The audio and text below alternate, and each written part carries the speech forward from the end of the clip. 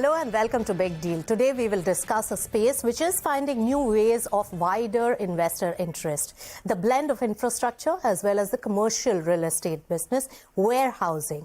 And there is an existing global investor interest, and even Indian HNIs are finding the space attractive. So is this space really growing, and are we to see even sizable business trusts from the warehousing and logistics space in the future? Let's find out from our panelists today. Let me welcome on the show Yash Gupta, the director at Soy Asset Management, Alok Saigal, who's the president and head of Nuvama Private, and we have with us Alok Saigal, who's the MD and CEO at Welspun One Logistics Park. Gentlemen, so good to have you on CNBCTV 18. Thank you. Now, you know, Yash, I know you for such a long time, and you have been a big player in the commercial real estate space and the investor interest in this. How close is the warehousing space when it comes to the commercial real estate kind of returns, and why this interest building in this particular sector? Thank you for having me back, Nisha. Thank you, and a great question.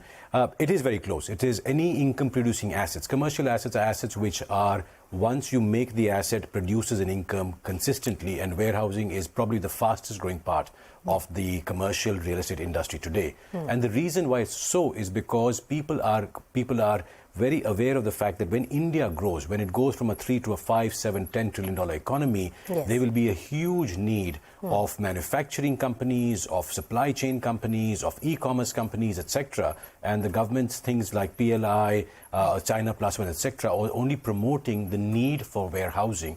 But this warehousing is very different from the warehousing of the past, which is the grade A commercial global quality warehousing of the kind that Welspun One is doing. That is in huge demand. The older kind of warehousing, we don't think will stand the test of time. All right. And it is getting more organized as a sector as well, right? Absolutely. So, Anshul, you've launched the second fund. You're raising funds for the second fund, which is dedicated towards warehousing. Yeah. What is the rationale for investor interest in this? And what is the modus operandi of your fund? Good question, Nisha. Again, thanks for having me on the show. I've known you for a while. So, you know, just from a sector perspective, warehousing as a sector itself is very attractive. It's a very core sector of the economy. So just look around where we are today, from everything from the clothes to the table to the chair to this glass. Everything comes from a warehouse. Everything has passed through a warehouse during a life cycle. Government has recognized the need for logistics. So we've launched a national logistics policy. Cost of logistics today is very, very high. We are losing about 6% of GDP just on the inefficiency of logistics cost. Government has clearly recognized this. We saw COVID. You know, your question is why investors should invest in this sector. Because warehousing is one of the few, if not the only asset class, which is infra-backed and economy-backed. So it's very core and integral rent-yielding portfolio that you can create eventually from an asset class which mirrors real estate, but is really infrastructure. So that's the long and short of it. That's right. In fact, warehousing and logistics is the nerve center of any transaction in the country and how the economy moves. And we have seen in the past that manufacturing units have also tried to have their own service centers to service their top clients closer to the place because of the lack of warehousing in so many areas. So that's developing. E-commerce and GST has given a big push to this particular area. But Alok, what Welspun One Logistics Park is attempting to do, you have a good view of how the HNIs are now looking at it. We already have the types of Brookfield, Blackstone, who are really building up a big platform in this. But what about the domestic pool of capital that is now coming in, and the interest from a very diverse set of investors? Sure, Nisha. Thank you. Thank you for having me on the show. So there are basically two aspects here. The warehousing space per se has been in existence because it's a rent-yielding asset, has been in existence maybe for 50 years. But it has been very, very unorganized. And people would, anybody who could afford would build a warehouse, give it on rent, and, find places. And that part is possibly now going away. Now you have, obviously, the larger e-commerce players that have come in, likes of Amazon have come in, there's a Flipkart. There are obviously, and with GST coming in, what has also happened is that outside a city center, there's a need of a large warehouse, which is basically becoming like a hub for delivering to a particular area. Yes. So all that has actually changed, and that is making warehouses very organized. So the first wave of this organized, like in anything that has happened in India, whether it's a commercial real estate or some of these things, is that the private equity funds, the larger players, the global players picked up this space. So likes of a Blackstone or a GIC or a Temasek, or a Brookfield, these guys came in first and they spotted the opportunity first. And therefore the Indian investors never got this organized opportunity. So they were always in this unorganized opportunity where they are building, they are finding, the tenant, and they are basically collecting, which is very neither scalable and very inefficient. And I think while Anshul is on the show, so I can compliment him, he's possibly, Welspun One has been the first such AIF in India, which is actually giving Indian HNIs, family offices, the opportunity to play this in an organized way. What it does is it takes care of the governance, it plays the scale, and this is also greenfield. It is not that they are basically acquiring warehouses and just refurbishing it. They're basically building build to suite. Right. So I think that is one big opportunity. Yes. The second place where again there's a lot of action, but it's not so much relevant for the larger set of clients, is the fractionalization. Again, the challenge with fractionalization is that, while there may be a quality of asset, again it is subscale at the end of the day because it's one warehouse which you're fractionalizing.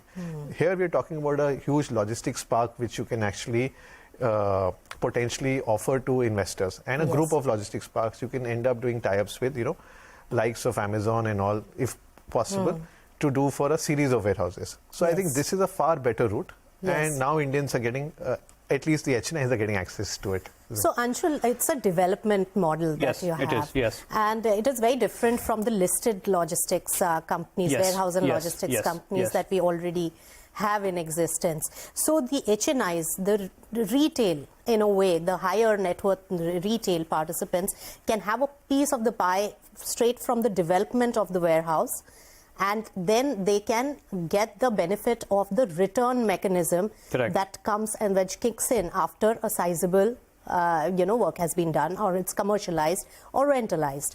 That's what you're focusing on. What are the return matrices that you're looking at? Yeah, absolutely. So imagine, you're seeing all these REITs today in the market. You're seeing the Embassy REIT, you're seeing the Mindspace REIT, the Brookfield REITs. These are fully developed office parks or IT parks, which are stabilized, rent yielding. So all you have to do really is collect the rent.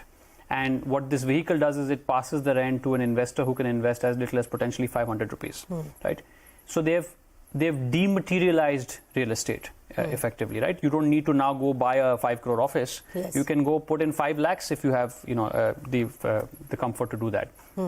Similarly, what our fund does is goes a step forward, or if you look at it, a step very early in the journey, where it's a full cycle development. So this is, imagine you got an opportunity to invest when these guys were buying land and building these office park and signing up an IBM or a Microsoft or a Cognizant.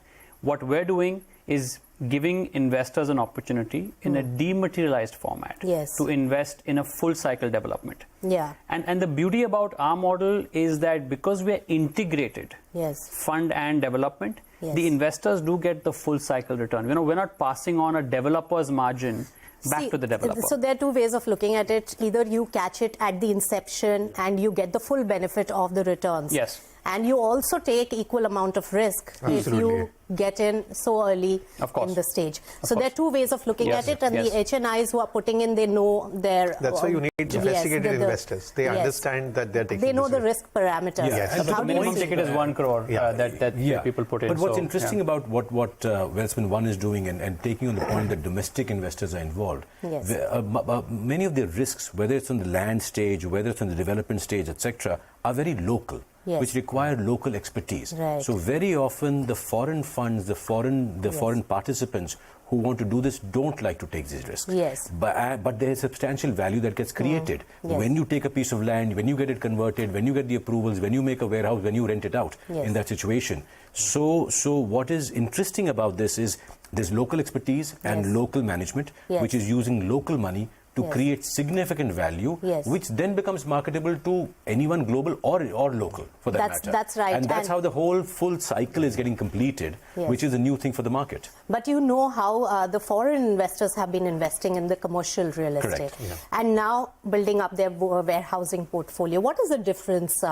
And are they taking less risk? They are basically backing either the developers or they are through inorganic route beefing up their portfolio. So I think it comes in all sizes and all shapes. So there are some international developers or international funds who are okay taking the local risk of development themselves, but there are very few of them. And even there, they will tie up with someone local, either a local team or a joint venture of an international team with a local team like an Indospace, who would want to do that. But a majority of them, if they can get access to large-scale warehouses without having to take the risk, like a Blackstone has when they bought Anshul's old portfolio from Embassy, etc. A lot of them prefer that because they're saying we are in the business of the yield, of the rental that comes in, not in the business of development. Right. So both are there. I think there will be more FDI trying to buy warehouses than to develop it.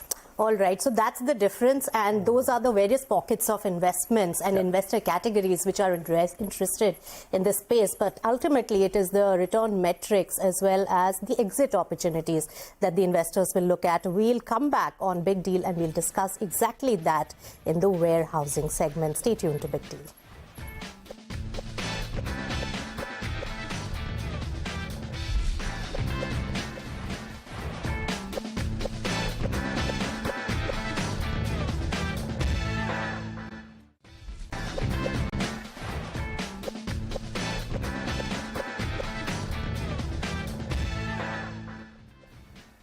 Welcome back. You're watching Big Deal and we are discussing the investments that are going into the warehousing sector and what the future is in terms of the potential of returns as well as the exit mechanisms. And Yash as well as Alok and Anshul are right here in the studio with us. Now, we were discussing the various aspects between, international investors. Now, HNIs are looking so keenly at it. So, Alok, what is the return parameter expectation, considering that we already discussed the development risk is being taken by the HNIs? So there are two aspects here, Nisha, that we should see. So if I see a completed warehouse, and hypothetically, if the warehouse is grade A, and it is going to a grade A quality tenant like a Amazon or a Flipkart or a Mahindra's, then the rental yield is 7 to 8% at best, 7% more likely, and so that is the thing. So at 7%, nobody is interested at taking it. But if you are able to tie up with, say, an organized player, and therefore people are, when they're taking the development risk, the option is that am I able to make something between 18 to 20%? Yes. Now the beauty is, if you do it yourself, you have to do all the getting the approvals, processes, bank loans, land clearance, everything, and then finding the tenant. And why would an Amazon talk to you, an individual? Amazon will not talk to an individual.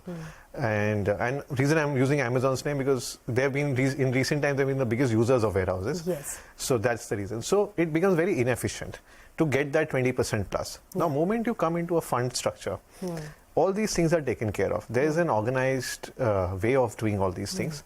And the return expectation does not get tempered down, because yes, you're taking the development risk, that will also take individually, which the HNIs are willing to take. They understand land, they understand India.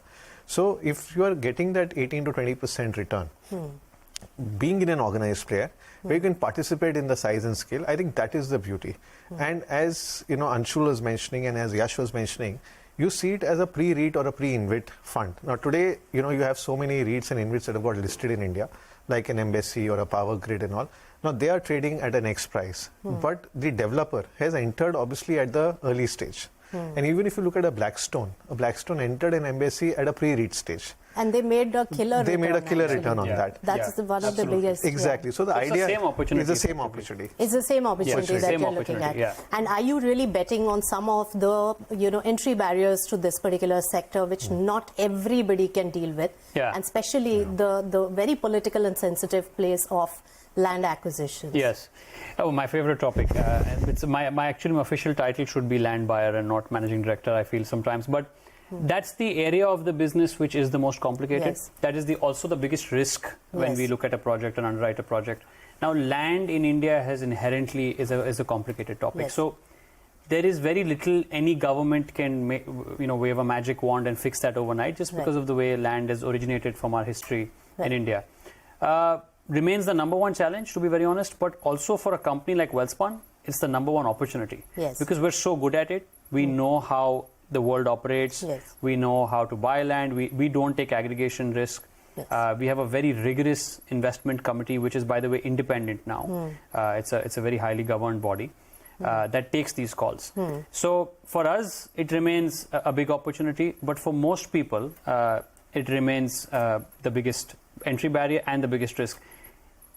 An area of land acquisition is when people start to getting the Superman mentality, and they start taking unusual calls in terms of buying cheese holes or buying pockets of land which may not develop. Yes. I don't think we would ever do that with investors' capital or our own capital into a fund. Yes. So we pay a significant importance on due diligence, clearing it. So, for example, in the West, we work with a DSK law firm or a Wadia Gandhi. In the North, we'd work with a similar it's a law lot. firm. It's a lot of work to get a clean. It's a lot of work. It's a lot of work in India. Yeah, absolutely. Even for us now, it's a significant amount of our time goes into that. But that could be a USP for a developer, local developer. Yes, it could be. Yeah, and that could really take you long in that particular business. Absolutely. So Yash, what do you think about the exit opportunities? So from whatever I've heard, it sounds like a pre-REIT InvIT kind of a scenario. What are the exit opportunities that you see? The interesting part in this is because of the growth story that we are talking about, right? I think the exit opportunities, what we have today, will only multiply in the future. The standard ones that are there is the minute you have an income-producing asset or a rent-yielding asset as a stabilized warehouse becomes, you can sell it by warehouse, each warehouse by itself, whether to an individual investor or to a company, or you could sell it to a REIT, or you could become a REIT yourself, or you could even become a listed company if you want to, and if you want to institutionalize the business and just become a development company. So what the beauty of the business, the domestic business that Anshul and the Welspun Group is leading, is the fact that they have all the opportunities the international guys have, and some opportunities which the international guys typically don't have in that case. And the international guys love it because the international guys are saying, listen, we want to place billions of dollars of capital, but we can't go out and buy billions of dollars of land. So if a Welspun One is comfortable doing that, let them go out, buy the land, let them build the warehouse, let them get the tenant, and we'll just buy the entire portfolio out and give a huge return to their investors. Right. We are happy because we want to place a lot of capital. They're happy because they make a lot of return. And just to add to that, just 7% return even for an international takeout capital is escalating at a 5% per annum. So on a 5-year window, it's a 12% unlevered return. If you lever it, even that, and then of course the REIT has an appreciation story and all of that, it's still a very good 14-15% return mechanics after the juice has been removed on development, right? But it's definitely more beneficial than a proper IPO or a listing. Yeah, so the IPO or a listing in our space would effectively be a listed REIT, Nisha, which we would probably never list the company, right? But the listing, the major benefit of listing is liquidity. So if it's a listed instrument, then say, tomorrow if Welspun One does do a REIT in the future, or any other platform does do a REIT in the future for warehousing, you can now put 500 rupees and invest in the warehousing return, and then 6 months later, if you don't like it, you can sell it. Right? Yes, I think that's the biggest. liquid. And it also liquid. it depends on how large is the listing and what kind of investors you want. Of course. So if it's a large listing, which is what Welspun One will probably be aspiring for, then those investors, which are typically international investors, are saying, I don't want to get into an IPO of a listed company because the money then stays with the listed company. What they will do with it, I don't know. And the value of that listed company's stock is based on its future earnings. I'm not sure of all that. I much prefer a REIT where I know exactly what I'm buying into. I know I'm getting distributions every year from that. It is very tax efficient for me, and I'm not at the risk of the promoter reinvesting that capital in the future. Right. My capital comes back to me. So that cash distribution that is done by REITs and InvITs is one of the big pull factors, and also fixed income combined with equity gives a lot more Plus liquidity. investors. Yes. And that's the best way to explain it. Yeah. It has the benefit of a fixed income and yet the upside of an equity.